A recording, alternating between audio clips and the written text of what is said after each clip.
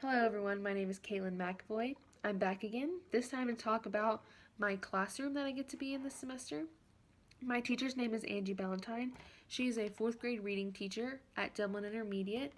She only teaches reading because, like I mentioned in the first video, they split up the subjects. So one teacher teaches math, one teacher teaches reading, one writing, one science, one social studies. So she has 4 block periods, so she sees 4 different sets of 4th grade students.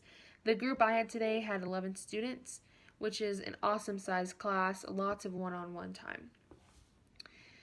So the way she groups her students is by 4. So she calls them table groups because they always work with their table, but they get a different table each week. So the way she chooses the tables are by pulling sticks. So each student pulls a stick and it has a color and a number on it, and that determines where they sit that week and who their group would be that week. So their tables are in little squares. It's four per group, and I already talked about scheduling. That's the four block periods, which she has planning time in between that, but she has 4 blocks with students in them. Then she gave me a 2D. His name is Carlos. This young man doesn't have a diagnosed disability, but they're observing him for a possible disability. The teacher said that she either thinks that it's not a disability and it's just that he's mainly Spanish speaking and the parents speak Spanish at home, so English is hard for him. So that's maybe why it takes him so long to do his work. Or she believes he might have a little bit of dyslexia mixed in with his not understanding English. So they're trying to pinpoint what exactly it could be. So that's kind of what I'm observing as well to see what I kind of think. Of course, they're not, 100% going to go off me, but she wants me to kind of see what I can pick up from it.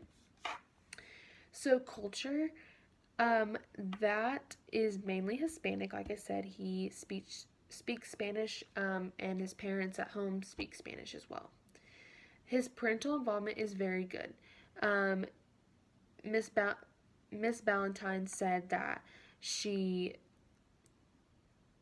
has spoke to the parents. They're very understanding, want to do anything they can to help him, but with them speaking Spanish, English doesn't come easy to them either. So the extent of the help is going to be a little short, but they're willing to do and whatever it takes. I didn't get to interview him today because she wanted me to kind of get a feel for the classroom and him to kind of just see me first, not just some stranger that walks up and starts tutoring him. So I got to just get comfortable, just be around the class today, and then next week I'll get to interview him. But he was wearing a Superman shirt, so I think when I talk to him, I'm going to ask him if he likes Marvel or just those kind of movies, and see if maybe his favorite superhero is Superman. So that will be pretty cool. The last thing is the technology. So technology in the classroom, there was one computer. She said that mainly they used the technology in their classroom for book related. So if they want a book and they want to see if it's in the library, they can look up that, or they can take an AR test on it. So that's kind of what they use the computer for. But as far as the computers in the library, when I walked by, I remember as a kid having the actual computer monitor. Now they have Apple laptops in their library. So I thought that was pretty interesting. And then the last thing, Miss Ballantyne had a dock camera instead of like a smart board or a projector. She had a thing that we have at Charlton that projects what the teacher is writing, which I thought was pretty cool too, because when I was a kid that age, we had overhead projectors, and maybe we had a smart board, but rarely. So that was pretty cool.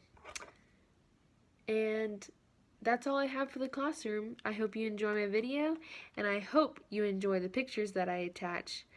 But for now, go Dublin Lions!